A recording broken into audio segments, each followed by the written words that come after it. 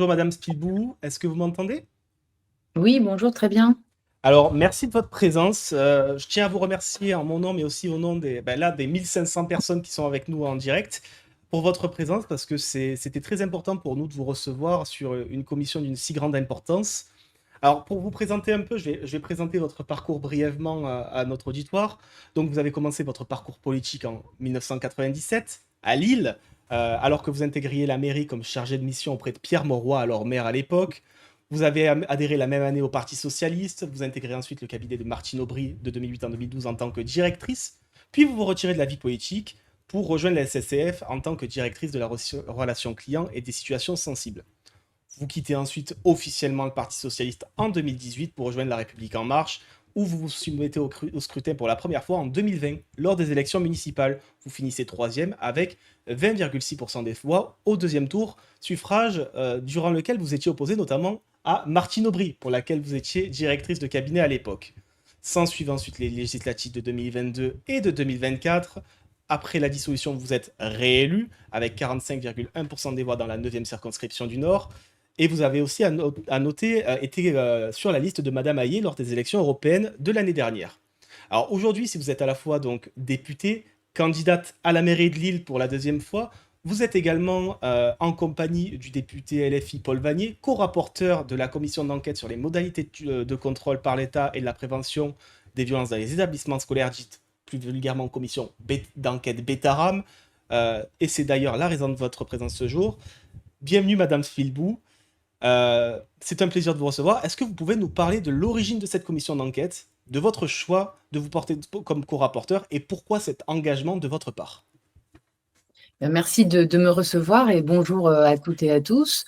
Comment est arrivée la genèse de mon engagement dans cette commission d'enquête?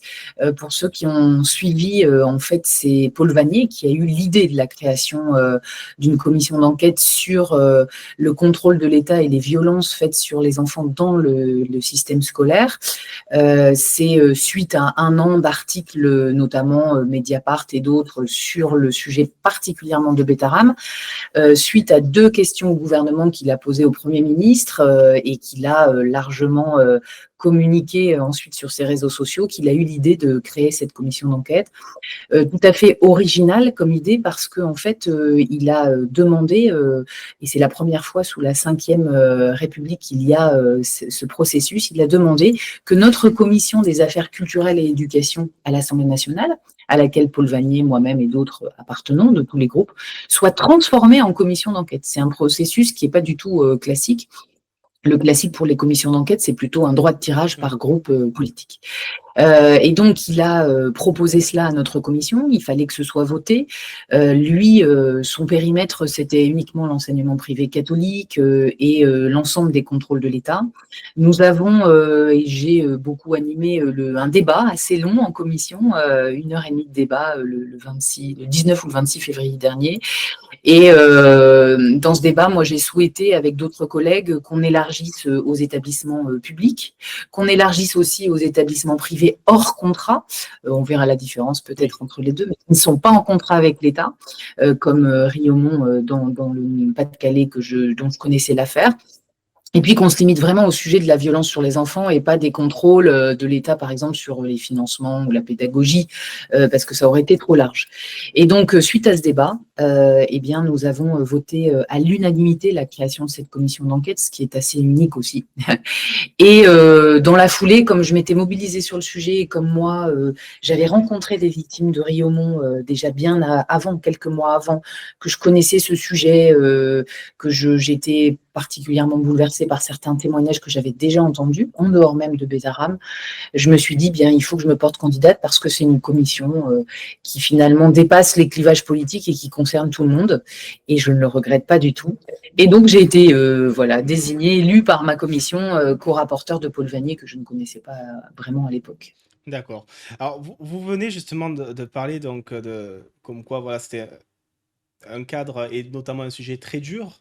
Euh, à votre propre enfin, selon vous, quelle a été pour vous donc la commission, enfin l'audition plutôt, la plus dure à mener, que ce soit d'un point de vue de la personnalité qui était reçue, hein, ou du témoignage et de la violence du témoignage que vous avez pu recevoir durant cette audition?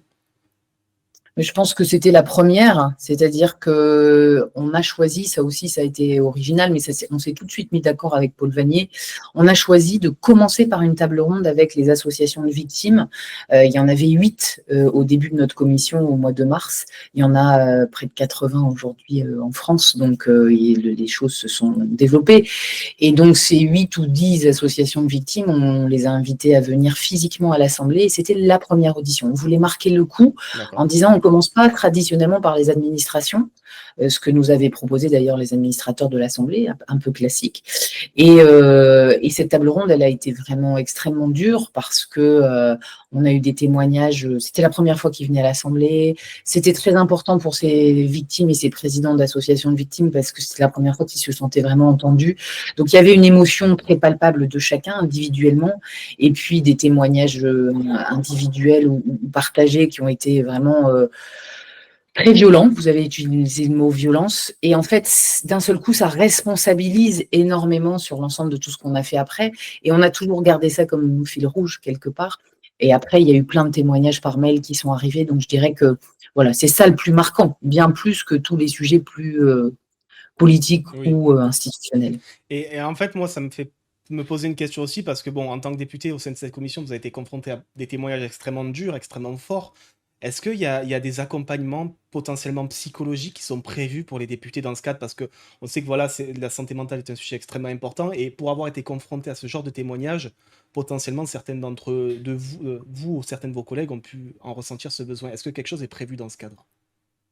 Alors c'est une très bonne question parce que j'ai dû me poser la question, non pas pour moi, parce que j'avais lu le livre d'Ixchel Delaporte sur Riomont avant de commencer la commission d'enquête. J'avais déjà rencontré des victimes, donc j'avais déjà passé tout un cap où j'avais pleuré dans certaines pages du livre et tout ça, enfin vraiment difficile, douloureux, donc je me sentais prête en fait à affronter ça en tant que députée. En revanche, j'avais pas mesuré à quel point ça allait heurter mes collaboratrices à l'Assemblée, qui ont toutes les deux 26 ans, qui ont reçu des tonnes de mails avec des témoignages horribles, des hommes qui témoignaient pour la première fois avec des détails, etc. Et immédiatement, j'ai demandé à la questure s'il y avait un accompagnement psychologique. Et déjà, j'ai mis 15 jours à avoir une réponse. J'ai été tout de suite prise en compte, mais c'était une question qu'on, semble-t-il, on n'avait pas posée. Et la réponse a finalement été non. Il n'y a pas de cellule psychologique à l'Assemblée nationale. Il y a un médecin traitant pour les députés et les collaborateurs qu'on peut consulter s'il y a une urgence et on peut avoir accès à des psychologues de ville grâce à elle. Donc j'ai senti que effectivement c'était un vide. C'est un sujet que je vais reprendre à la rentrée parce que notre commission a été vraiment difficile, mais juste avant il y avait la commission sur la protection de l'enfance. J'imagine bien que députés et collaborateurs et administrateurs d'ailleurs de l'Assemblée ont dû être très choqués par ce qu'ils ont entendu ou sur les violences dans le cinéma. Enfin voilà, dès qu'on touche à la violence sur mineurs ou à la violence tout court, on n'est pas prêt. Et je vois en ce moment ce que vivent plein de députés sur d'autres sujets en cyberharcèlement. C'est vrai que je crois que ça serait très utile. C'est vrai que ça fait pas mal réagir dans le chat. Pas mal sont assez choqués de savoir qu'il n'y a vraiment pas d'accompagnement là-dessus parce que c'est vrai que il y a votre commission, mais comme vous avez dit, il y avait celle à l'aide à l'enfance, le cyberharcèlement. Puis potentiellement aussi, il peut y avoir des sujets de santé mentale sur la vie de tous les jours du député et le travail de député, les horaires de nuit à rallonge, etc. Et c'est assez surprenant. Du coup, quelle est l'idée pour porter ce projet? Parce que vous avez dit que vous vouliez porter cela à la rentrée. Ça peut se faire à travers quoi? Ben, je pense qu'il faut que je demande vraiment un rendez-vous officiellement au Collège des Trois Questeurs sur ce sujet, en témoignant finalement sur ce qu'on a vécu sur ces 5 mois de commission d'enquête. Et puis, parce que en fait, cette responsabilité, maintenant, je l'ai sur les épaules, pas seulement du rapport, mais aussi de la mise en œuvre des recommandations. Donc, moi, je l'ai sur les épaules, mes collaborateurs. On a des administrateurs de l'Assemblée qui ont une trentaine d'années, tous les deux, qui ont travaillé jour et nuit et qui aussi doivent être soignés par rapport à tout cet engagement, toute cette responsabilité qu'on porte. Puis vous avez raison, il y a le cyberharcèlement, ça on l'a vécu à plein de moments de la vie de député, il y a les horaires décalés, il y a la relation à la famille, la priorisation par exemple dans son agenda, est-ce que je vais siéger parce que le groupe me dit il faut absolument siéger encore en plus jeudi et vendredi, et est-ce que je laisse l'anniversaire de ma fille de côté, enfin, c'est ce genre de choses qui à la fin créent une pression aussi très forte. forte. Et puis, je trouve que voilà, une cellule psychologique de suivi avec un psychologue, je pense que ça serait très bien accueilli par l'ensemble des groupes. Donc, faut qu'on y travaille.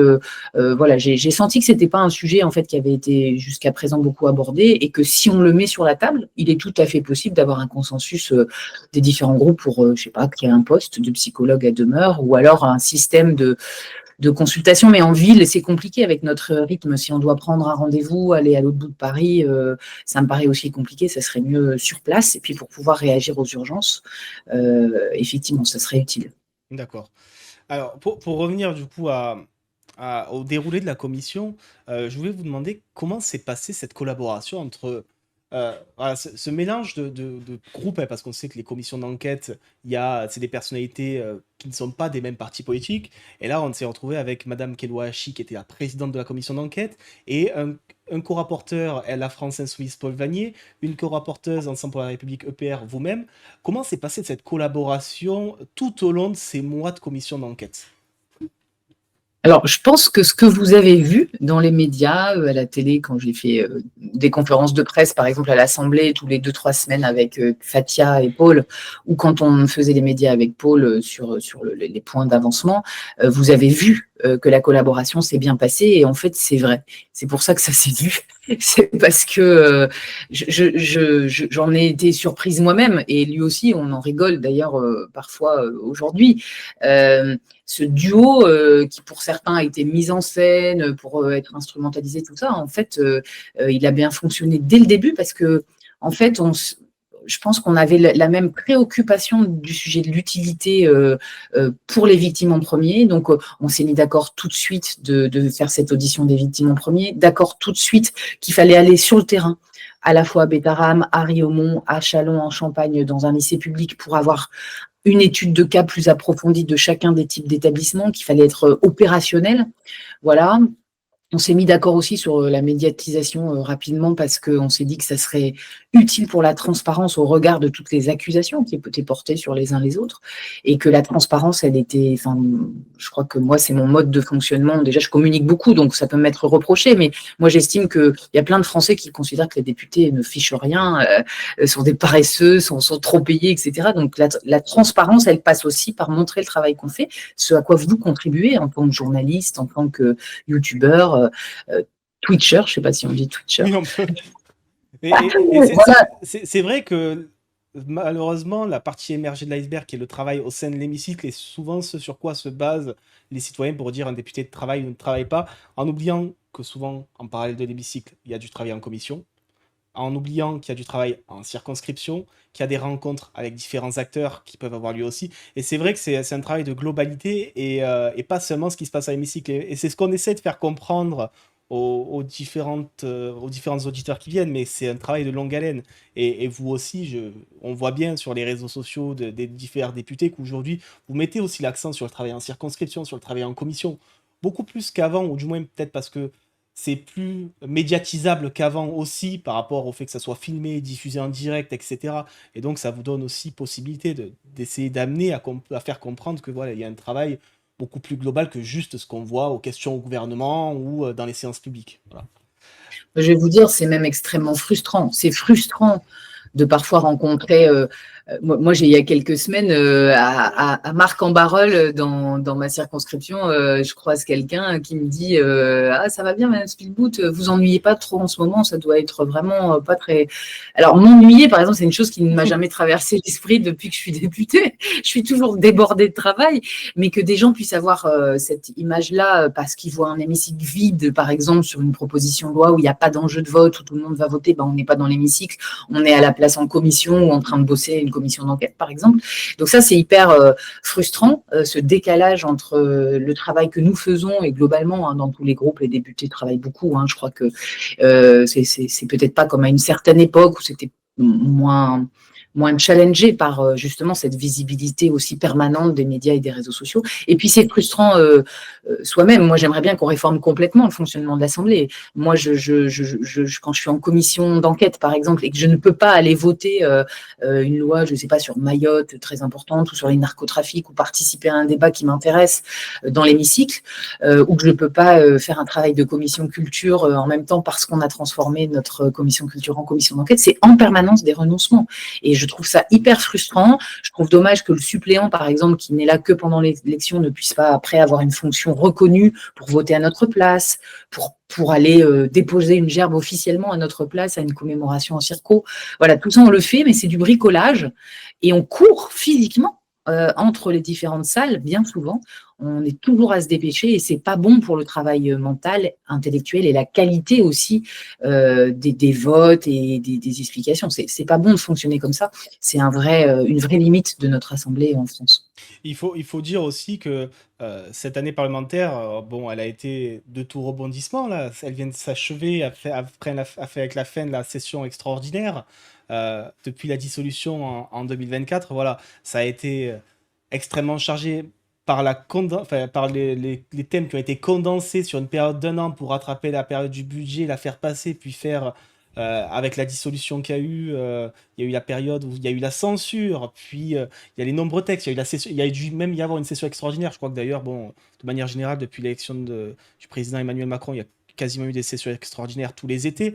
Euh, sur cette année très chargée, qu'est-ce que vous en retenez de ces 12 mois qui viennent de s'écouler et pour vous, qui a été le travail le plus important pendant cette période de 12 mois? Je dirais que au niveau global des 12 derniers mois, je pense que la seule chose qui a été vraiment marquante, peut-être en termes de loi pour les Français, c'est la loi narcotrafic.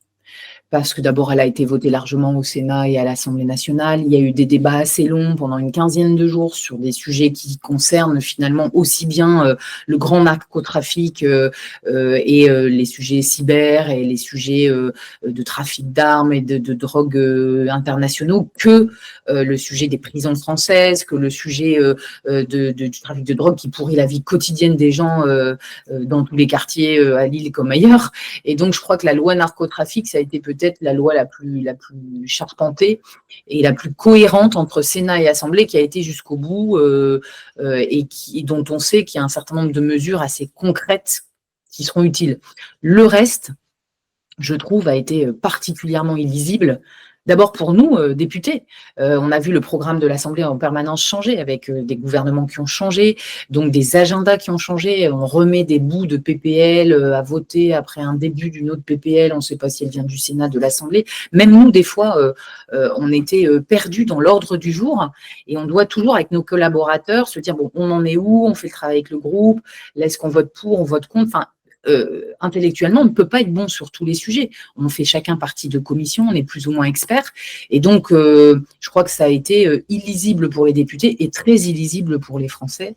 Voilà. Et puis peut-être un petit mot, c'est pas le sujet de ce matin, mais je pense qu'on a terminé sur le sujet de la loi Duplon, qui est une loi qui est venue du Sénat, qui s'appelait Duplon, qui aujourd'hui à l'Assemblée n'est plus du tout la même, mais qui a sur les réseaux sociaux explosé en termes de résonance, quel que soit le vote pour ou contre de tel ou tel député, qui a créé énormément de cyberharcèlement. Et finalement, la façon dont sont votées les lois aujourd'hui, même si notre présidente d'Assemblée le rappelle, il y a eu 39 lois de votées sur l'année qui vient, c'est beaucoup, et on n'a pas chômé. Je crois que c'est pas du tout bon pour rassurer les Français dans l'ensemble. Voilà. Et donc, je pense qu'on est dans un moment où quand même le fonctionnement démocratique est très mis à mal. Bah, là, vous avez anticipé la question de quelqu'un du chat qui vous demande pourquoi vous avez voté la loi du plan. Bon, c'est pas vraiment le sujet de la journée, mais est-ce que vous avez peut-être une ou deux phrases? Je sais que c'est compliqué de résumer cette loi à une ou deux phrases pour expliquer votre vote. Pourquoi votre vote sur cette loi du plomb? Alors, ce que je peux vous dire peut-être là, effectivement, pour qu'on reste centré sur Oui. le sujet de la commission Betaram, c'est que ça a été un choix très difficile, que j'ai encore des doutes aujourd'hui, que des fois, il faut choisir dans la vie. Le plus simple, hein, c'est de reculer et de s'abstenir, hein, ce qu'ont fait certains de mes collègues, hein, de ne pas donner d'avis quand on... Moi, je crois qu'il faut faire des choix. Moi, j'ai rencontré les agriculteurs de ma circonscription, de la métropole lilloise, du Nord, depuis longtemps, depuis la crise agricole, depuis 1 an. Je travaille avec les endiviers, les producteurs de chicorée, tout ce qui fait le patrimoine agricole de ma région. Je ne travaille pas avec les lobbies, parce que sur le vote que j'ai fait, j'ai été accusée de tous les noms et cyberharcelée sur le sujet de relations avec des lobbies. Je ne travaille pas avec des lobbies, je suis sur le terrain. Et donc, j'ai fait un vote en conscience et je l'ai expliqué sur mon site internet. J'ai fait une explication de vote sur mon site vespilboot.fr, assez longue, avec mes arguments que j'ai travaillés. Donc, on peut être d'accord avec moi, pas d'accord avec moi. Je vous dis, j'ai encore même des doutes, hein, parce que je lis beaucoup de choses. J'ai des gens qui m'écrivent à Lille ou de France. Donc, je continue de travailler sur ces sujets. Mais en tout cas, voilà, je pense qu'un député doit prendre ses responsabilités et ne doit pas, à chaque fois qu'il vote pour ou contre quelque chose, être menacé de mort ou insulté comme on le vit aujourd'hui. Je le vis, ma famille le vit sur ce sujet. Et je peux vous dire que ça ne crée qu'une seule chose. Je pense que ça ne résoudra pas le problème de la santé et des cancers en France. Et je pense que ce que ça crée auprès de députés comme moi et comme d'autres, c'est parfois l'envie de renoncer à l'engagement public au regard de la violence de ce que l'on vit. Et cette envie de renoncer fera qu'à la fin, il y aura plus suffisamment de gens compétents qui seront députés de la nation et qu'on risque d'aller vers un recul démocratique à force de violence sur les réseaux sociaux. Donc voilà, je pense que mon explication de vote, elle est disponible. On ira regarder ça après pour les plus... Je prendrai un peu de vacances quand même. Je ne passerai pas tout mon été à me justifier sur mes votes, mais j'essaie de répondre le plus souvent possible quand j'ai des questions. Je ne comptais pas particulièrement vous poser la question, mais vous l'aviez évoqué vous-même, je me suis permis de oui. prendre la question du chat. Puis je peux pas passer outre, parce que vous me demandez ce qui a été marquant dans l'année. Honnêtement, je peux pas passer. Enfin, ça serait fermer les yeux devant une réalité qui est hyper difficile. Hein. Et là, juste pour revenir brièvement, et ensuite on revient directement sur la commission d'enquête, vous avez évoqué voilà, une année vis-à-vis du Sénat. C'est vrai que le Sénat a pris une importance assez capitale cette année. J'ai pas envie de dire c'est pas une cohabitation, mais avec une majorité relative, très relative, et un Sénat qui, on va dire, est davantage acquis, même s'il penche plus à droite que l'Assemblée nationale. Ça a quand même permis aussi, avec l'entrée des LR dans le gouvernement, de faire des choses qui n'étaient pas trop forcément envisageables en vain, notamment les motions de rejet préalable pour des CMP bien plus conclusifs grâce au vote du Sénat qui permet de passer un peu outre certaines oppositions, du moins dans les débats, parce que l'Assemblée nationale a toujours le dernier mot et doit voter. C'est vrai que le Sénat, est-ce que vous considérez que depuis que vous êtes arrivé donc en 2022 à l'Assemblée nationale, vous ne considérez pas que là, cette année, vraiment particulièrement, le Sénat a eu une importance assez capitale pour l'avancée des textes? Je pense qu'il y a une raison principale de ce constat que vous faites, c'est que le Sénat est stable. C'est que le Sénat, il est renouvelé tous les 3 ans par moitié. Donc, un sénateur, il est là pour 6 ans, quoi qu'il se passe. Et de l'autre côté, l'Assemblée a été dissoute en juillet 2024 et sous une menace de dissolution permanente depuis quelques semaines, où chacun a peur de la dissolution. Et les gouvernements sont instables, sont soumis aux motions de censure. On vient le voir là, les annonces budgétaires du Premier ministre impliquent des déclarations qui font qu'on ne sait pas ce qui va se passer à la rentrée ou au moment du budget. Et donc, cette instabilité qui nuit à la lisibilité et à la programmation finalement d'un plan d'action législatif qui viendrait du gouvernement, qui mettrait en œuvre un certain nombre de grands projets, fait que le Sénat a pris le pas et devient l'endroit d'où partent des lois réfléchies sur le long terme. Je prends la loi narcotrafic. Si je garde cet exemple-là, elle est issue d'un rapport parlementaire de 6 mois de 2 parlementaires, un PS et un LR de mémoire, donc transpartisans, qui ont fait une mission très approfondie sur les narcotrafics, qui ensuite font une PPL qui est reprise par Gérald Darmanin, qui fait les navettes avec l'Assemblée, donc sur le long terme. Donc on arrive à avoir quand même une action construite sur un sujet, parce que le Sénat s'en est emparé. Je dirais que c'est la même chose sur le sujet du statut des élus locaux, sur lequel moi j'ai travaillé. J'ai fait une mission à l'Assemblée nationale. Finalement, c'est le Sénat qui a déposé une proposition de loi comme nous, mais c'est la proposition du Sénat qui a été reprise, pas celle de l'Assemblée, parce que l'Assemblée, entre-temps, a été dissoute. Enfin voilà, il y a cette fragilité de l'Assemblée, on la ressent.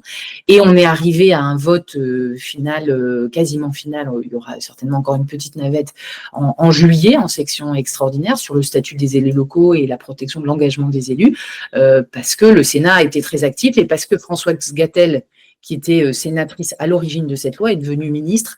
Donc, en fait, on voit que quand il y a un peu de temps, on arrive à mener des actions. Quand il n'y en a pas, c'est un peu n'importe quoi. D'accord.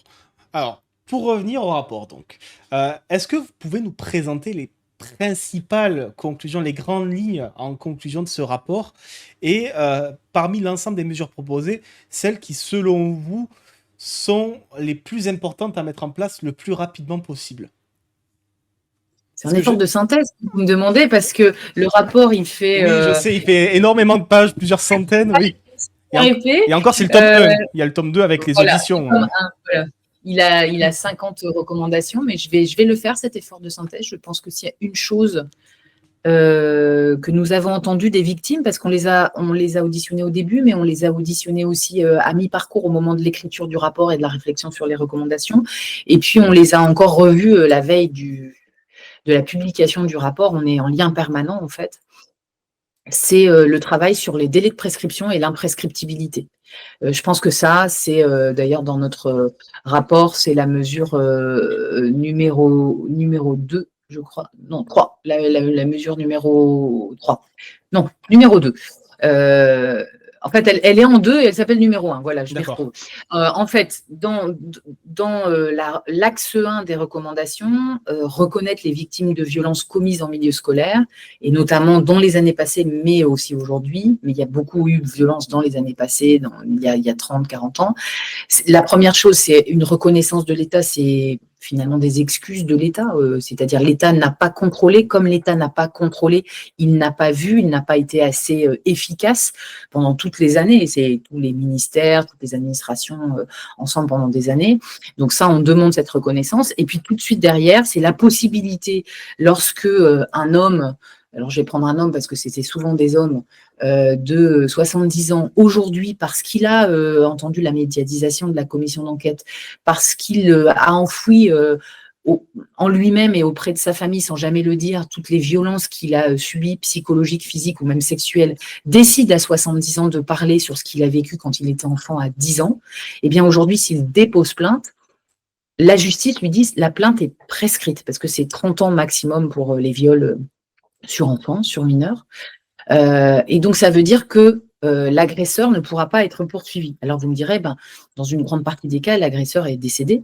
Ça peut arriver, mais il arrive encore que pour des plaintes qui ont plus de 30 ans, l'agresseur ne soit pas décédé, soit encore en poste dans une administration en contact avec des mineurs, ou soit retraité, mais dans une retraite où on accueille, dans le domaine culturel, par exemple, on accueille des camps de scouts avec des enfants, etc.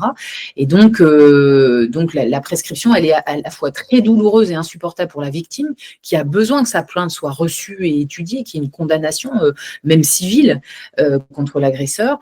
Et puis un sujet de protection de l'enfance, parce que si un des agresseurs a 70-80 ans et qu'il est encore en contact avec des mineurs, il peut continuer ses exactions. Donc c'est la mesure qui est la plus marquante, parce que on ne dit pas il faut l'imprescriptibilité pour tous les crimes sur mineurs, parce que c'est très compliqué.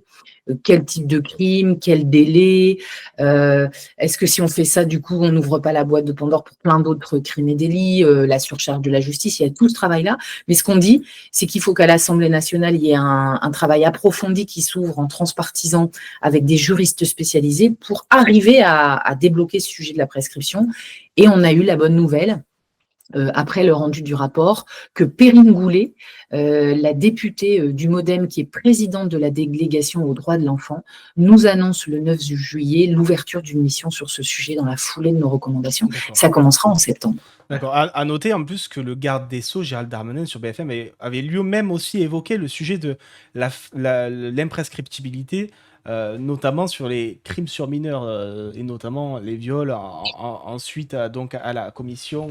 Il avait évoqué ça lui-même en tant que garde des Sceaux. Donc c'est vrai qu'il y a un mouvement et le gouvernement semble suivre sur cette recommandation-là en tout cas. Oui, en tout cas, voilà, on sait que rien n'est simple. Aurore Berger avait déjà soumis une partie sur les violences et il y a eu des débats au Sénat, à l'Assemblée. Il y a aussi une députée LR, Virginie Duby-Muller, qui avait déposé une proposition de loi sur ce sujet. Au Sénat, il y a Xavier Iacovelli, qui est spécialisé sur la protection de l'enfance et qui avait aussi avancé sur ces sujets. Donc, on sent qu'il y a une certaine maturité dans les différents partis politiques pour avancer. Et au gouvernement, comme vous l'avez dit, Gérald Darmanin a proposé que Paul Vannier et moi-même venions lui présenter les recommandations qui concernent le ministère de la Justice pour voir comment on peut les mettre en œuvre, quel calendrier, quels freins, etc. Donc on sent, comme vous dites, qu'il y a un mouvement qui est entamé. Et puis surtout, il y a un fait marquant sur ces sujets de délai de prescription et d'imprescriptibilité, c'est que la France insoumise et plus globalement une grande partie de la gauche était opposée de principe au sujet de l'imprescriptibilité des crimes commis sur mineurs. Et le travail qu'on a fait avec Paul Vannier, avec les victimes, les cas concrets auxquels nous avons été confrontés a non seulement fait évoluer Paul Vannier, mais il a eu des échanges avec son groupe, je crois que je peux me permettre de le dire, il le dit lui-même, qui font qu'aujourd'hui, il y a une ouverture pour y travailler. Alors voilà, c'est qu'on se dit que le travail transpartisan permet aux uns et aux autres de, si c'est pas changer d'avis, en tout cas s'ouvrir sur des sujets où on pouvait avoir une croyance, un dogme, un principe, une conviction, et puis les faits sont là et font changer. Donc, je trouve ça super intéressant. Et c'est d'ailleurs ce qui est marquant aussi dans notre commission d'enquête. Alors, c'est vrai que pendant cette commission d'enquête, le mot omerta a beaucoup été prononcé vis-à-vis de ces actes qui se passaient dans les établissements scolaires. Euh, à combien est-ce que vous estimez aujourd'hui le nombre de témoignages que vous avez reçus depuis l'ouverture de cette commission? Et surtout, en termes d'estimation, à combien d'établissements ça s'appliquerait ces témoignages?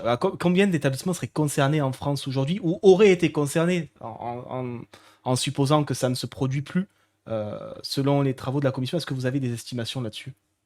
Alors, je pense que ce qu'on a fait pendant les 5 mois derniers est une partie, en fait, de cet iceberg.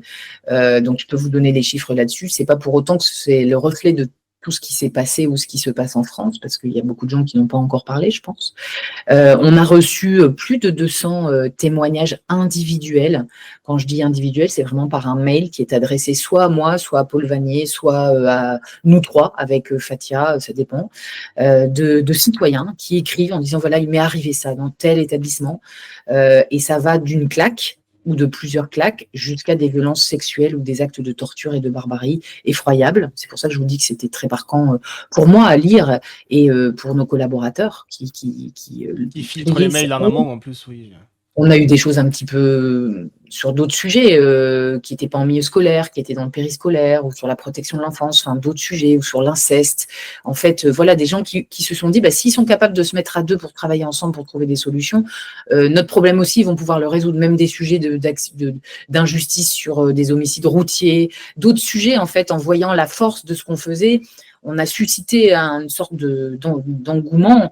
Et alors, sur le sujet des violences à l'école, on a, à partir de ces témoignages, écrit 80 signalements au titre de l'article 40 du Code pénal auprès des procureurs partout en France, dans 50 départements français.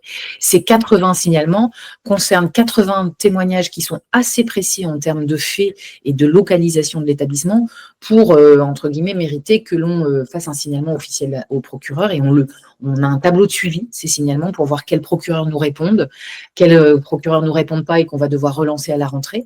Et ces signalements, on en a mis copie à chaque fois à l'Éducation nationale pour que les recteurs soient informés pour chacun des établissements où ces faits sont signalés. Et donc, ça fait quand même déjà 80 établissements en France, Bretagne, Sud-Ouest, un peu partout en France, dans le Nord.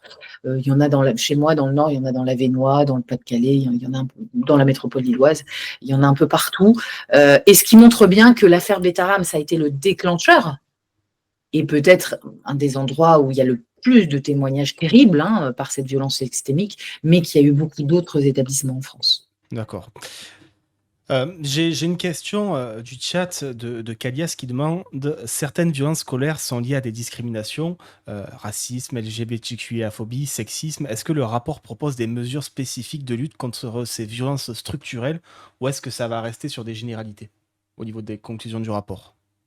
Alors, je pense qu'on a bien abordé ce sujet-là. Au tout début, c'était pas une évidence, mais vous avez raison, le sujet de la discrimination, par exemple, l'homophobie, la discrimination raciale, heu heu, finalement, même l'insulte ou la discrimination d'un professeur, puisqu'on est bien sur les violences d'adultes ayant autorité sur les enfants, est en soi non seulement une violence, mais une vraie atteinte à l'intégrité, puisque quand on est au collège, au lycée, on est en train de se construire, de construire son identité, sa confiance en soi.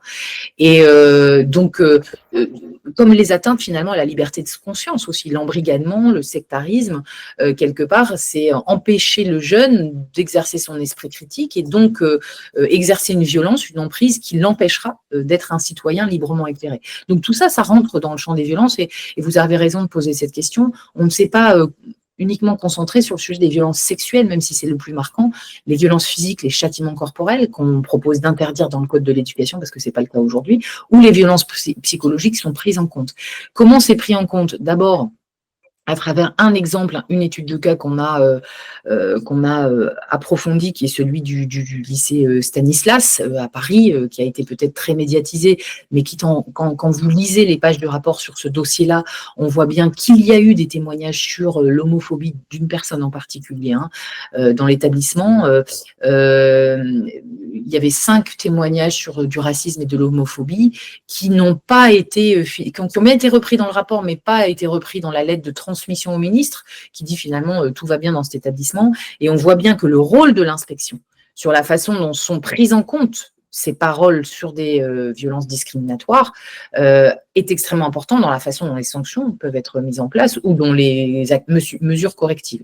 Et donc, dans l'axe qui est sur la réforme de l'inspection, à la fois soutenir les personnels, c'est-à-dire les lanceurs d'alerte qui vont dénoncer ce type de violence, mais aussi refonder les inspections pour garantir la protection des élèves. On a une quinzaine de mesures, notamment sur l'indépendance des inspecteurs, la capacité d'autosaisine s'il y a des déclarations dans la presse ou des collectifs d'élèves qui se mettent en place. Voilà, donc il y a beaucoup de mesures sur ces sujets-là, bien sûr, qui sont pris en compte. Alors, j'ai une question de Barbe Douce qui en même temps témoigne. Bonjour madame, je suis un jeune adulte et j'ai été victime de violences éducatives sévères venant de mon père pendant toute mon enfance. Pour le faire le deuil de ce qui s'était passé et en travaillant sur ces sujets, j'ai remarqué que souvent le schéma de violence, quelle qu'elle soit, est un schéma qui se répète de génération en génération quand le souci n'est pas réglé. Est-ce que ceux qui se taisent ou n'agissent pas sont aussi souvent des victimes? Est-ce qu'il est apparu quelque chose de cet ordre dans vos travaux? Et si oui, comment indiquer ce phénomène selon vous? Voilà. Oui, c'est toute la question de la reproduction de la violence et monsieur parle de la violence de son père, donc c'est des violences intrafamiliales, même si elles étaient éducatives. En fait, on met le mot éducatif, ça ne devrait pas exister, le mot violence éducative. L'éducatif, c'est parce que Oui. dans une certaine éducation, il était admis qu'on pouvait frapper un enfant pour l'éduquer, mais je pense que c'est deux mots qui ne vont jamais ensemble et qui n'iront jamais ensemble. Et donc, la violence d'un père dans le cadre intrafamilial. C'est le sujet plus globalement de la reproduction de la violence et effectivement, par notre rapport de commission d'enquête, on l'a touché de très près, notamment par exemple parce qu'en échangeant avec une des victimes, un monsieur victime de violences extrêmement graves, à la fois dans sa famille, puis dans le village d'enfants de Riaumont qui recueillait des enfants battus et qui les battait encore plus, y compris avec des viols, des travaux forcés, etc. Lui, il a fugué à 14 ans avec un copain. À tous les deux à 14 ans, après de nombreuses tentatives de fugue, il a réussi à s'échapper et il a construit une vie. Et lui a construit une vie et son copain, son meilleur copain, lui a dérivé complètement dans l'alcool, dans la drogue, puis dans la violence intrafamiliale. Et on a eu beaucoup de discussions sur ça. C'est la façon comment en fait un système complet qui est autour de la violence fait qu'on a la conviction que finalement pour éduquer ou pour grandir, il faut être violent soi-même. Et quelque part, c'est le système Abetaram qui a été dénoncé des élèves surveillants, c'est-à-dire un élève qui arrive à 15-16 ans et qui devient le surveillant des petits et qui fait la même chose que celui que lui-même a subi. Donc, Dans le rapport, il y a beaucoup de mesures qui s'adressent au milieu scolaire exclusivement, là par contre, pas à l'intrafamilial, mais qui sont les mesures de sensibilisation, de formation, qui sont pour beaucoup déjà prévues, mais pas suffisamment mises en place.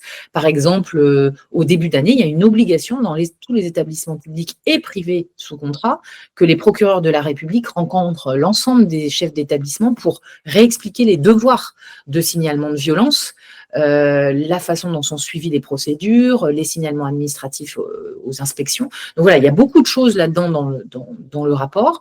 Un sujet aussi qui est soulevé et qu'on a déjà mis en œuvre, c'est le fait que la libération de la parole de l'enfant, quand elle a lieu, puisse être accueillie par des personnels formés et qu'un enfant qui se sent prêt à parler puisse être entendu au bon moment, parce que s'il y a un raté, donc ça veut dire les moyens du 119, le numéro de protection de l'enfance, qui doivent être renforcés pour qu'il reste 24 heures sur 24, qu'il n'y ait pas un trop long temps d'attente. Si on attend 1 heure qu'on est prêt à parler, qu'on est un enfant de 12 ans, on peut peut-être pas attendre 1 heure au téléphone, d'être prêt à parler sur un copain qui est victime de violence, par exemple.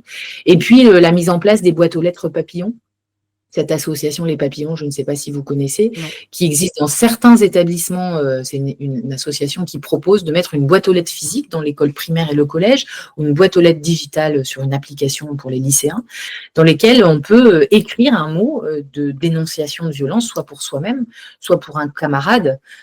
Et d'ailleurs, ça fonctionne pour l'intrafamilial comme pour le scolaire, c'est dans les écoles. Et ce qu'on avait constaté avec cette association, c'est que ça marche très très bien, parce que c'est des psychologues qui lisent les messages, qui préviennent le 119, l'établissement, etc. Mais qu'il y a des établissements où il y avait un refus du chef d'établissement de le mettre en place. Et là, on a demandé à la ministre de l'Éducation nationale d'accorder l'agrément national à l'association Les Papillons pour que tous les établissements français, publics et privés qui le souhaitent, puissent mettre en place cette boîte aux lettres. Et vous regarderez, c'est une initiative qui est hyper intéressante pour le harcèlement, parce qu'il y a le harcèlement entre élèves, les violences sexuelles entre élèves, qui est un autre sujet, pour les violences intrafamiliales détectées en milieu scolaire et pour la violence en milieu scolaire. Donc en fait, voilà, il faut être là au moment où on est prêt à parler, que ce soit un témoin ou une victime. Et là, j'ai une question de Siofan qui, moi aussi, me fait penser au témoignage, notamment de la fille de François Bayrou qui avait témoigné de quelque chose qu'elle avait subi pendant une colonie, si je me trompe pas. On est en pleine période, question de Siofan, on est en pleine période de vacances scolaires. Est-ce que les colonies scolaires, elles sont aussi encadrées au même titre que les établissements peuvent l'être par rapport, du coup, à la protection des enfants dans ce cadre-là?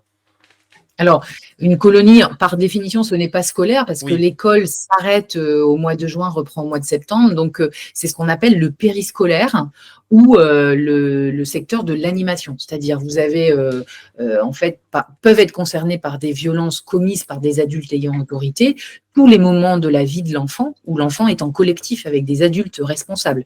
Je pense au temps de la cantine, dans les crèches, au temps périscolaire, les études ou l'après-devoir, les vacances scolaires, les petites vacances et les grandes vacances, avec y compris des séjours où il y a des nuitées. Parce qu'on a vu dans l'ensemble de ce rapport que quand il y a un internat avec des nuitées, des surveillants de nuit, les violences se démultiplient et encore aujourd'hui, on a des signalements sur des internats. Donc le sujet de la colo, bien sûr, est un sujet majeur. C'est pas le cœur de notre commission d'enquête où l'objet, c'était bien le contrôle de l'État, de l'inspection de l'État, du ministère de l'Éducation nationale, de la justice, de la protection de l'enfance, sur les écoles dont on a la responsabilité en France. Mais quelque part, toutes les recommandations qu'on a, elles s'appliquent bien sûr au périscolaire.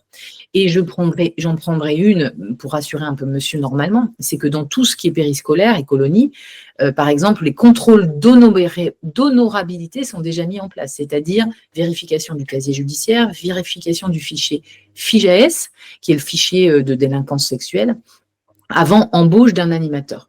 La vraie difficulté qu'on pointe dans notre rapport et qui vaut aussi pour le périscolaire et qui va donc faire réfléchir tous les ministères et agir tous les ministères, je l'espère, c'est que, par exemple, au moment où vous êtes embauché, si vous faites, je ne sais pas si c'est l'UCPA, par exemple, l'UCPA qui est un organisme privé qui fait des sorties scolaires, vous pouvez être embauché depuis des années, depuis 15 ans à l'UCPA comme animateur de planche à voile.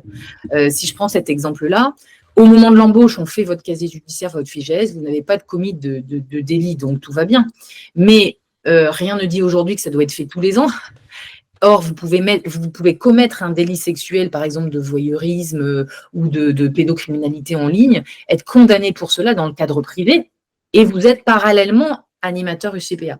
Aujourd'hui, la circulation d'informations entre la justice sur le privé et le monde professionnel manque encore de systématisation. Donc ça, il y a des recommandations là-dessus. Et puis, nous, ce qu'on propose, c'est que ces contrôles, ils aient lieu tous les 3 ans dans toutes les écoles et dans tous les organismes pour qu'on vérifie que tous les personnels qui sont à date dans l'établissement ou dans l'organisme parascolaire puissent être contrôlés. Voilà, il n'y a pas de, il y a encore, et puis que le signalement soit beaucoup plus efficace. Ce qu'on met en place avec Signal Éduc dans notre recommandation pour l'éducation nationale a été mis en place, par exemple, dans le domaine sportif, l'encadrement des séjours sportifs et des activités sportives, qui s'appelle Signal Sport. C'est des dispositifs de signalement qui peuvent être anonymes, nationaux, mais bon, c'est pas parfait, hein. Je peux pas vous garantir que parce qu'on a fait ce travail, rien ne se passe. En tout cas, il y a un mouvement. Oui, parce que ne pas sous-estimer, et là je donne l'information aux auditeurs, les stages sportifs avec des professeurs, des entraîneurs qui ont l'ascendant sur les élèves, sur les sportifs qu'ils ont en charge et qui sont pour certains mineurs, c'est aussi un moment où peut se reproduire ce genre de violence. Voilà, donc c'est important aussi de le rappeler. Ce n'est pas qu'en colonie de vacances, ce n'est pas que dans les établissements scolaires. Dans le cadre du sport aussi, ça existe. Voilà. Je vais peut-être juste ajouter une chose, parce que je vous entends, Robin, c'est que il y a un prisme dans notre rapport qui pourrait laisser entendre que tous les enseignants, tous les profs de sport sont tous des agresseurs, etc. Enfin, vous voyez, comme nous, on s'est concentré sur le sujet de violence, il faut rappeler quand même que dans l'enseignement public comme dans l'enseignement privé, catholique, non catholique, musulman, partout, il y a des enseignants, enfin c'est un des plus beaux métiers du monde, et des gens qui sont là pour l'épanouissement de l'enfant, l'accompagnement, et qui se consacrent. Enfin, les professeurs, moi j'ai beaucoup de respect pour eux, les encadrants éducatifs, les AESH pour les personnes en situation de handicap. Il faut rappeler qu'on parle de cas, certes très nombreux, mais c'est pas la majorité, heureusement, et il y a plein j'espère, d'auditeurs qui ont vécu un parcours scolaire, comme moi, par exemple, sans violence d'adulte, et qu'on soit dans le privé ou dans le public. Voilà, faut le rappeler aussi, parce que il y a parfois un prisme un peu déviant qui est pas. Moi, je serais enseignante, je m'entendrais, je dirais, bah, dis donc. On a l'impression qu'on est des horribles personnages. Et pour dans le sport, je ferai le même témoignage. J'ai été sportif de haut niveau, j'ai fait des stages personnellement, à titre personnel. Je n'ai jamais été confronté et j'espère que, évidemment, un minimum de personnes l'a été dans ce cadre. Alors, je rebondis sur les conclusions de votre rapport. Question de Calias. Selon Sud Éducation, le rapport de la commission ne détaille pas de mesures concrètes de soutien psychologique ou éducatif pour les élèves eux-mêmes, alors même qu'ils sont au cœur des violences subies ou exercées. Pourquoi ce vide supposé et quelles suites concrètes proposez-vous pour garantir un réel accompagnement des élèves en souffrance? Voilà, c'est selon Sud Éducation qui a donc réagi à votre rapport. Alors d'abord, merci, parce que je n'ai pas vu cette réaction. On en a vu quelques-uns de communiqués de presse, mais on en a peut-être raté quelques-uns. Ça veut dire qu'il faut, de toute façon, on a prévu avec Paul Vanier à la rentrée de septembre de re-rencontrer tous les syndicats suite aux recommandations pour justement poursuivre le travail. En fait, on réfléchit à la méthode pour la suite. Donc, c'est important. Il y a des manques dans le rapport. Il y en a un, par exemple, c'est le sujet des contrôles de santé publique. Par exemple, dans des internats, l'ARS, l'Agence régionale de santé, ou les hôpitaux peuvent aussi être impliqués. S'il y a plein de gamins qui ont des coups, des bosses qui viennent du même établissement ou des fractures, bah, c'est qu'il y a un problème. Vous voyez, donc il y a quelques trous dans la raquette. Alors, sur le soutien psychologique, ce qu'on a quand même mis, c'est sur le sujet des victimes. Quand, dans le dispositif Signal Éduc et dans la reconnaissance qu'on propose de l'État sur les victimes, qu'elles puissent monter un dossier pour avoir à la fois une indemnisation de l'État et aussi la prise en charge comme une maladie de longue durée, une ALD, des frais psychologiques quand quelqu'un a été par exemple victime de violence à 9 ou 10 ans, qu'il a aujourd'hui 40 ans et qu'il est reconnu par le dispositif qu'on propose comme victime des violences en milieu scolaire, à ce moment-là, il y aurait une prise en charge des frais en fait de psychologue, c'est-à-dire ce qui est souvent pas pris en charge aujourd'hui. Après, dans le cadre scolaire, finalement, ça existe normalement. C'est les infirmiers scolaires, les psychologues scolaires, les assistants sociaux, tout ce personnel qui est dans les établissements. Et ce qui est soulevé par rapport à ce que vous dites, c'est quand même le sujet des moyens de la médecine scolaire et des psychologues scolaires. Et là, on a un certain nombre de recommandations qu'on va traduire d'ailleurs dans les débats budgétaires, dans des demandes. Il faut non seulement une réforme de la médecine scolaire, mais des moyens budgétaires importants. C'est une priorité parce que c'est bien à l'école parfois qu'on détecte aussi les violences intrafamiliales et le harcèlement. Donc avec la politique, il faut les moyens. Et c'est pas si simple à résoudre puisqu'on a la crise de l'attractivité de ces métiers. Il suffit pas d'ouvrir des postes. Il faut bien, les médecins, on sait bien qu'on n'en aura pas plus pendant les 5 ou 6 prochaines années. Donc c'est comment on convainc des psychologues de ville, par exemple, de venir dans le domaine scolaire. Et donc ça, c'est un travail aussi à faire par le ministère de l'Éducation nationale, de réforme profonde de son attractivité. Enfin, c'est des sujets passionnants. Et vous avez raison, on n'a pas pu aller au bout de tout, bien sûr. Alors, je vous pose la question maintenant en amont. Est-ce que vous avez un peu de temps supplémentaire ou pas pour ce matin? Parce que je vois qu'il reste déjà que 12 minutes, alors que j'ai l'impression qu'il y a tellement de choses encore et de questions à vous poser. Est-ce que vous avez un peu plus de temps ou pas ce matin? Eh ben, on se dit 10 minutes de plus, encore Allez, 20 parfait. minutes. Je prends. Merci beaucoup. Alors, question sur une des auditions qui a été la plus médiatisée, j'ai envie de dire, d'une certaine façon, et qui a peut-être un peu effacé, malheureusement, enfin, pas effacé, mais euh, pris le pas sur le reste du travail de cette commission d'enquête d'un point de vue médiatique. En tout cas, c'est la commission du Premier ministre François Bayrou. Euh, alors, je vais vous poser la question de Tchicanis. Vous avez pointé dans votre rapport un défaut d'action de François Bayrou à l'époque des faits qui a pu laisser les violences perdurer. Est-ce qu'il y a des chances qu'il y ait une mise en cause, pas forcément judiciaire, pour ce défaut d'action à l'époque, alors qu'il était en poste? Alors, on a mis en cause le défaut d'action, effectivement, dans l'étude de cas Betaram, mais on l'a mis en cause aussi le défaut d'action de beaucoup de ministres successifs dans le domaine de l'éducation nationale, mais aussi de la justice, mais aussi de la protection de l'enfance et de la famille. Pour mémoire, on a auditionné 6 ministres de l'éducation nationale de bords différents, parce qu'on nous dit souvent, vous n'avez auditionné que François Bayrou, c'était à charge, etc. Je pense qu'on a fait les choses sérieusement. On n'a pas pu auditionner tous les ministres, mais voilà, il y a une quinzaine de ministres qui ont été auditionnés en tout.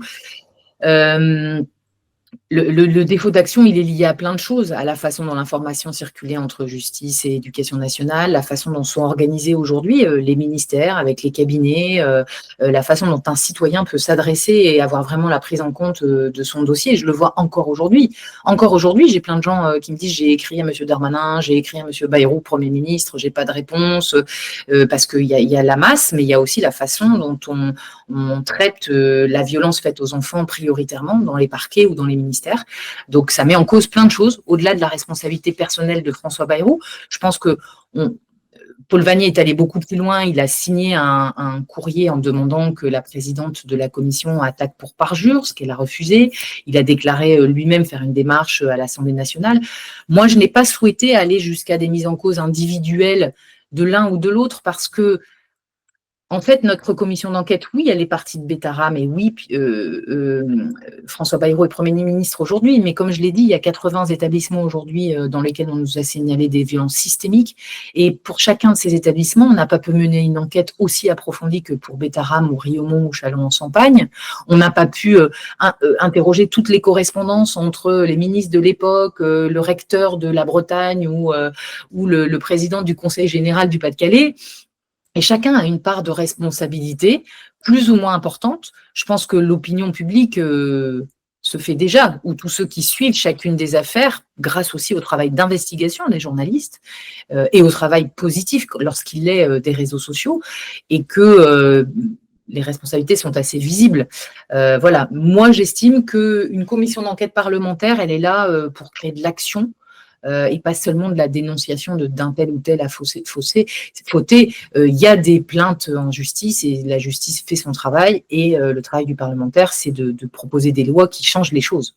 On rappelle qu'en commission d'enquête, il y a un cadre très strict qui fait qu'une commission d'enquête ne peut pas empiéter sur le travail judiciaire.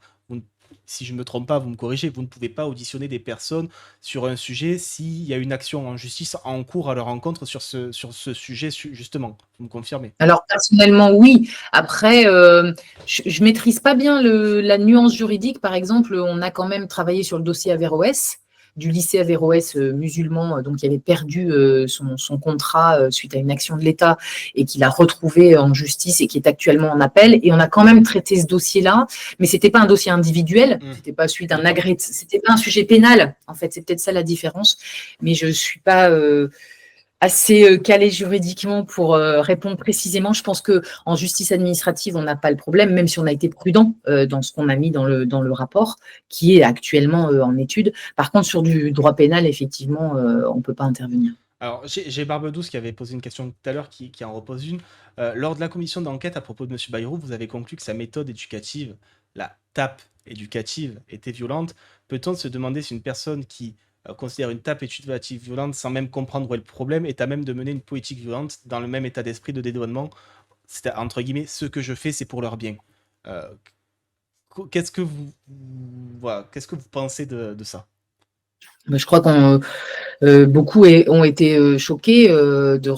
Alors, choqués d'abord que Paul Vanier évoque l'épisode passé qui n'avait rien à voir avec l'école pour provoquer le Premier ministre, et choqués aussi de la réponse du Premier ministre. Finalement, ça met le doigt quand même sur un témoignage juste précédemment de la même personne qui vous pose la question, qui est à une époque et encore aujourd'hui, beaucoup de personnes pensent que finalement un peu de violence, c'est de l'autorité.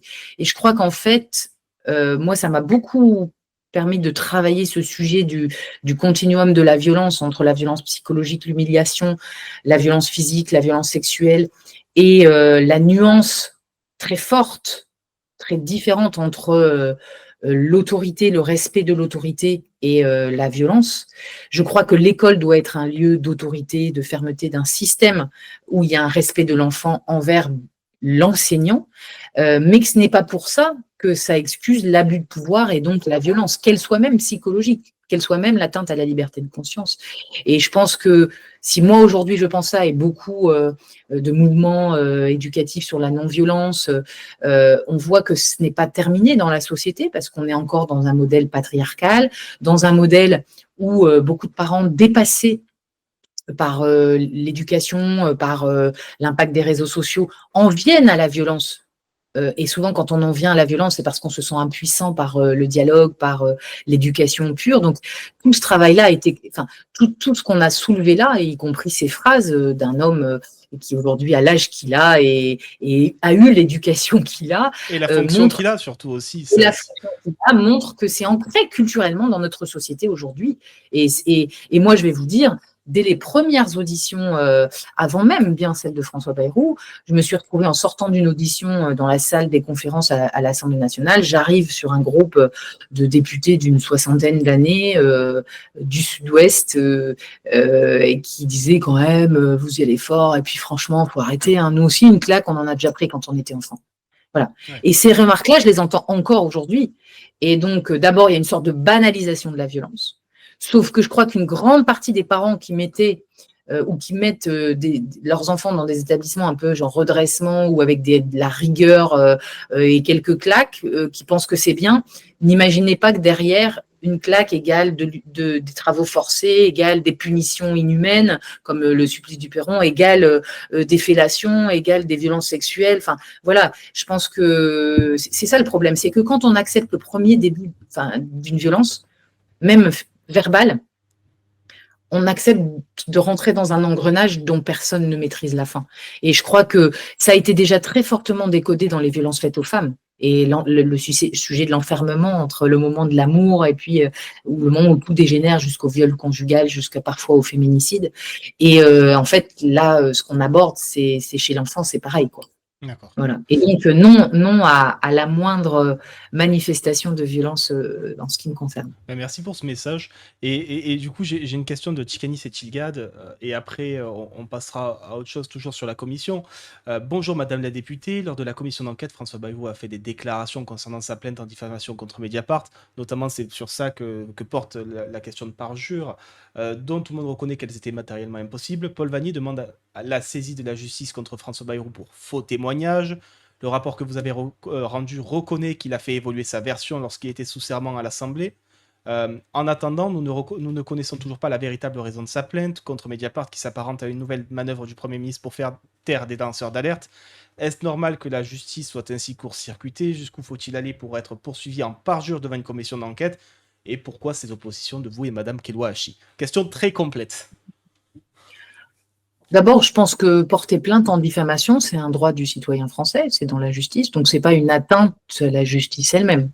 Je pense que c'est important que la presse fasse son travail d'investigation, de révélation, mais c'est important aussi qu'un citoyen, et d'autant plus une femme ou un homme politique, puisse se défendre. Alors, attaquer en diffamation, bien sûr, et j'ai beaucoup travaillé sur le sujet des médias, quand c'est systématique, quand c'est permanent sur des médias sur des titres qui ont peu de moyens, ça pose un problème économique. Et donc, c'est le sujet du modèle économique des médias indépendants. Enfin, c'est un autre sujet, mais qui est passionnant. Et effectivement… Il y a la question de la procédure Bayon aussi qui se pose. Bien sûr, voilà. Les procédures Bayon sont, pour moi, beaucoup plus liées au sujet de la force économique de certains groupes, je veux dire pharmaceutiques, etc., qui font des procédures systématiques en diffamation, que venant d'un homme ou une femme politique, à un moment, il faut aussi, enfin, on parlait du cyberharcèlement tout à l'heure, ou d'une investigation, enfin, Mediapart est essentiel dans notre pays, comme plein de journaux d'investigation, comme plein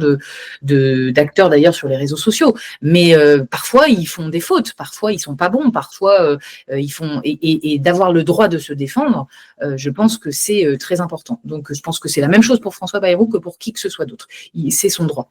Après, sur le sujet du parjure, moi j'ai estimé, et on en a discuté très sereinement avec Paul Vanier, hein, que les arguments sur cette histoire qu'il a dit qu'il y avait un article qui allait sortir, que ce n'était pas la bonne date, etc., qu'on n'est pas dans le cœur de ce qui est le fameux mensonge qu'attendait Paul Vanier sur la violence faite aux enfants elle-même au collège Betaram. Donc, oui, il y a eu des évolutions de version du Premier ministre qui a répondu dans des contextes différents. Les questions au gouvernement, la provocation dans un moment où il était avec les victimes à Pau. Et puis sous serment, et moi j'estime que sous serment, il a exprimé sa vérité, ce dont il se souvenait, il a expliqué toutes les preuves qu'il avait. Voilà, on peut considérer que c'est insuffisant, on peut considérer… et je crois que beaucoup nous le remontent, beaucoup disent que les excuses ne sont pas suffisantes ou la compassion. Voilà, je pense que chacun se fait son avis et c'est aussi la transparence. Le rôle de la transparence de la commission d'enquête, c'est que cette audition, elle était filmée comme toutes les autres et que ça permet à chacun de rentrer dans le détail et de se faire son propre avis. Je rappellerai quand même que après votre conférence de presse pour détailler le rapport, Monsieur Vanier avait fait un communiqué et la relation avait l'air légèrement plus tendue avec Madame Kelwa Hachi qui avait dans un tweet dit qu'il gâchait tout le travail qui avait été fait pendant le travail de commission. Ça avait l'air quand même relativement tendu sur ce sujet après la conférence de presse en tout cas. Dis donc je me permets de rappeler. Je dirais que, alors je critique pas souvent Paul Vanier, mais je dirais qu'il a été beaucoup plus dur avec Fathia Kelwa Hachi qui avait seule la responsabilité d'entamer le parjure ou pas, et pour que la décision était difficile, qu'elle a prise. Il a été plus dur avec elle qu'avec moi qui ai décidé de ne pas signer. Bon, nous, on a discuté beaucoup, longtemps de ce sujet-là, j'ai regardé ses arguments, j'ai lu la lettre qu'il m'a proposé de co-signer, voilà. Mais je trouve que oui, il faut avoir aussi du respect. Fatia Kalawahi, elle a fait son choix. On peut ne pas être d'accord, mais il a été très dur, voilà, publiquement. Et quand on commence à régler ses comptes sur Twitter, voilà, ça entraîne de la haine, de l'incompréhension. Les gens qui regardent de la surface, oui, il n'a pas voulu, sans regarder les argumentaires. Et c'est le défaut là des réseaux sociaux. Et je trouve ça super ce que vous faites aujourd'hui parce que ça permet aux gens de rentrer dans le fond d'une explication, de se dire bah, peut-être j'ai quand même envie d'aller lire ce rapport, même si c'est 350 pages, parce qu'en fait, rien ne s'explique simplement, ni les décisions des députés, ni l'enquête, ni les responsabilités de chacun. Et c'est le drame de la politique résumé aujourd'hui par un tweet. Et là, ça fait réagir avec une question de Nomads.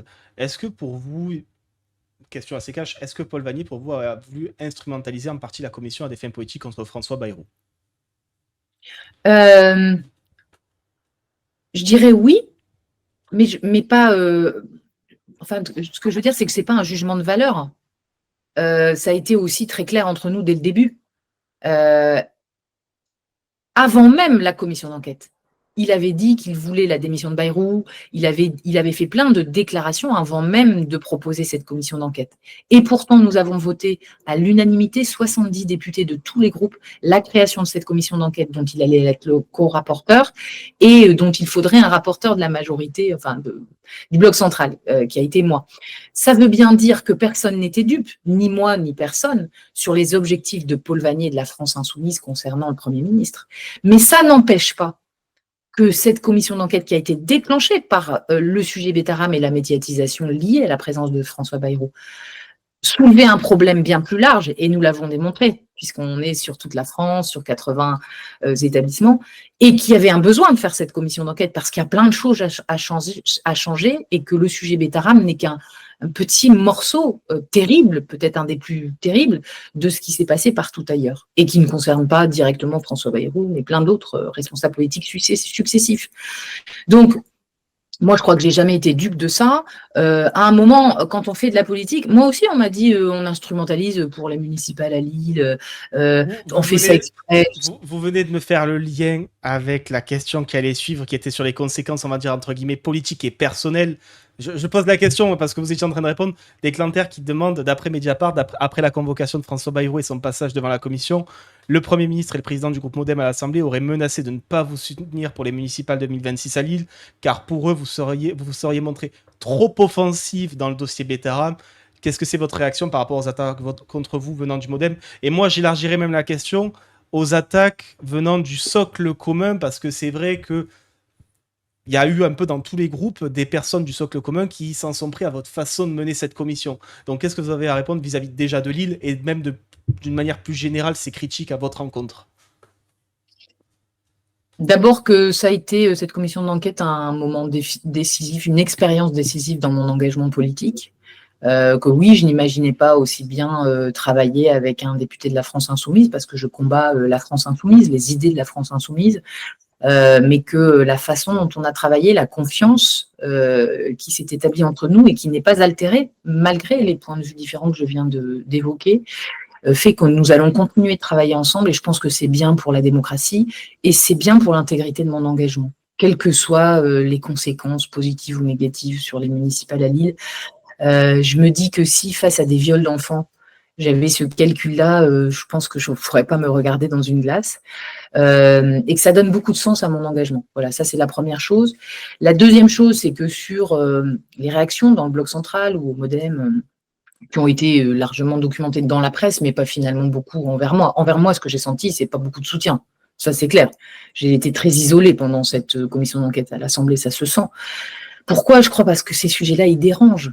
On lève l'omerta, le tabou, on parle de violence horrible. Il y a plein de gens, ils n'ont pas envie de parler de violence. Ils ont envie d'être cool dans leur bulle. Et d'ailleurs, il y en a plein qui regardent plus les réseaux sociaux, qui arrêtent de s'informer parce qu'ils veulent éviter tout ça. Et donc, ça dérange, ça fait mal, ça secoue le système. On a vu combien on avait secoué le ministère de l'Éducation nationale, le secrétariat général à l'enseignement catholique, les directions diocésaines. Moi, j'ai énormément d'interactions. On nous demande plein de choses. Donc, on dérange énormément depuis le début. Et donc, quand on dérange, on fait fuir. Ça, c'est sûr. Hein. Vous faites un truc béni, oui, oui, où tout le monde est content. Voilà. Et donc, il s'est dit plein de choses. Moi, j'ai peut-être qu'une chose à dire, c'est qu'à Lille, je prépare ma campagne municipale de la même façon, avec des gens du MoDem, d'Horizon, du PS, du LR, de partout, parce que je veux une campagne qui rassemble, et que ça n'a pas changé grand-chose dans mon action lilloise, en réalité, ni avec ceux qui m'entourent. Et puis voilà, il y a plein de questionnements. Il y a plein de choses incomprises aussi. Vous avez dit tout à l'heure, l'audition de François Bayrou a effacé une partie de la commission d'enquête. Oui, je pense que l'hypermédiatisation, le fait que c'était en direct sur BFM TV, c'était la seule audition parmi les 40 auditions qui a été en direct sur BFM TV. Donc il y a des gens, beaucoup dans ma circonscription, qui ont résumé que la commission, c'était l'audition. Ils ne savaient même pas qu'il y en avait d'autres des auditions.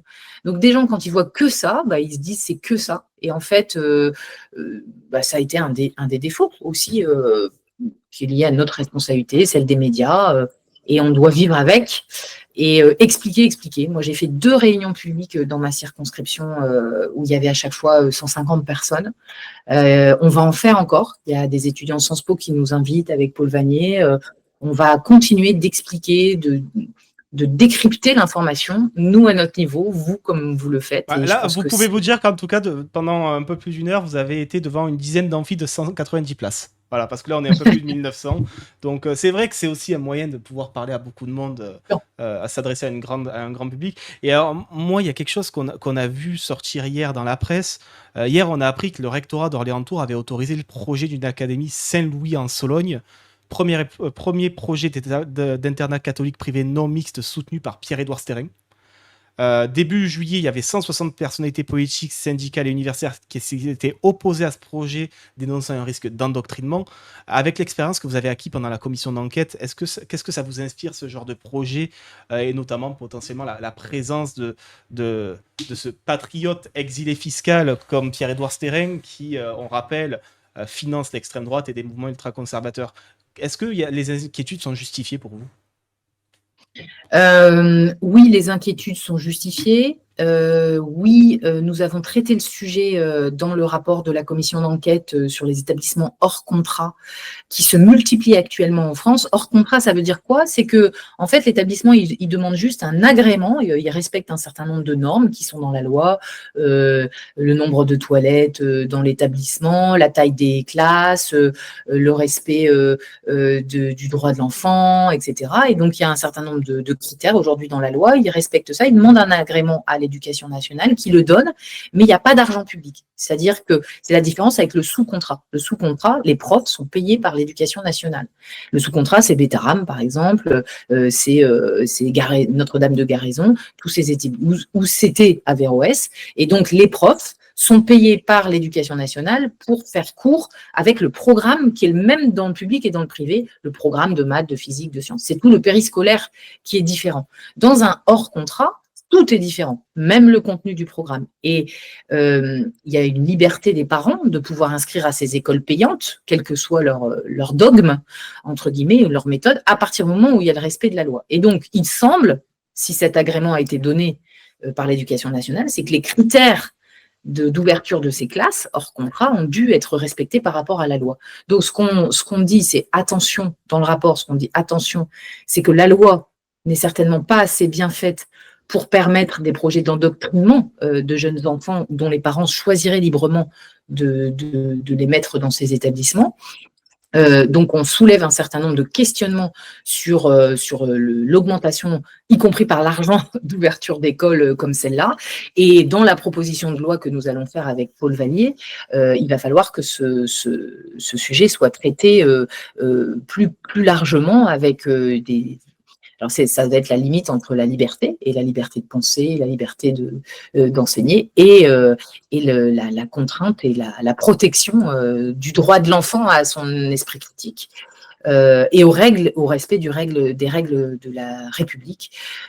Il y a déjà sous Pape Ndiaye et puis sous Jean-Michel Blanquer eu vraiment une révolution du hors-contrat parce qu'avant, c'était open bar. Notamment jusqu'à 2017. Entre 2012 et 2017, l'école privée Jean Bosco, qui était à Riaumont, qui a succédé au village de Riaumont, était sans aucun agrément et enseignait à des enfants. Donc là, c'était tout et n'importe quoi. Depuis 2017, c'est beaucoup plus contrôlé que le privé sous contrat. Et pourtant, Ça ne suffit pas puisque j'imagine que s'il y a eu un agrément, c'est que juridiquement, il n'y avait pas les moyens de l'empêcher. Et donc, il faut regarder les points de loi à changer pour mieux protéger les enfants. D'accord. Et bien, question de conclusion, parce qu'on arrive à la fin de cette interview. Merci pour le temps que vous nous avez accordé.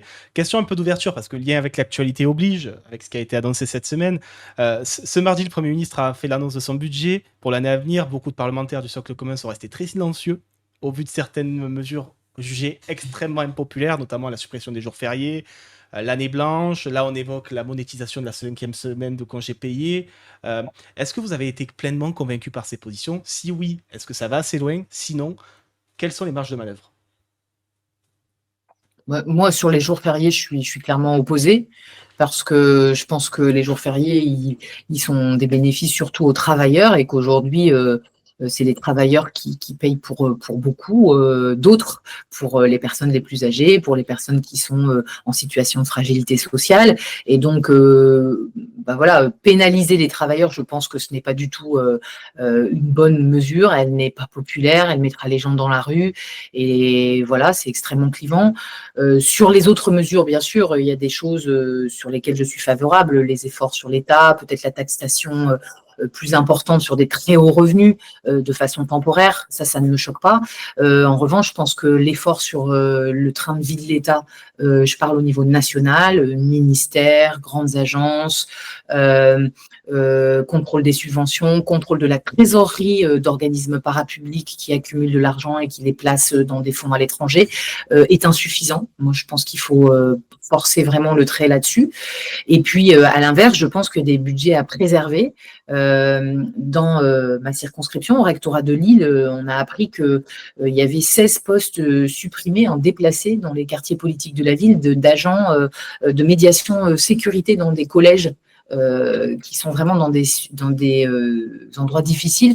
Je pense que les sujets d'enfance, d'accompagnement sécurité, de prévention de la violence dans les établissements scolaires sont prioritaires, de médecine scolaire aussi, parce que c'est l'avenir en fait. Et donc, il y a des budgets auxquels il ne faut pas toucher. Donc, je pense qu'en réalité, pour répondre à votre question, au-delà des annonces globales de l'État, la réalité, ce sera au moment du débat budgétaire, du dépôt des amendements, des choix qui sont faits à la fois par les groupes politiques, mais aussi individuellement par les députés. Après, c'est pas facile. Chaque député, il a plutôt envie de porter plus de dépenses que plus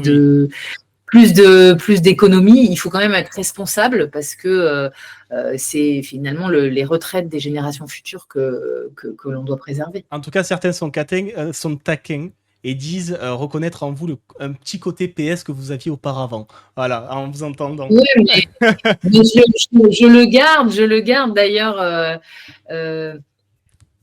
En fait, je pense que un petit côté PS, il y a plein de gens super au PS et il y a plein de gens super chez les LR. En fait, ce que j'ai envie de dire, c'est que ce que ça m'a appris beaucoup, et chez LFI, et dans tous les partis, en fait, c'est que moins de sectarisme, c'est pas facile. C'est pas facile parce qu'on est encadré, et en particulier dans les réseaux sociaux, par les dogmes, par les haines mutuelles entre les partis.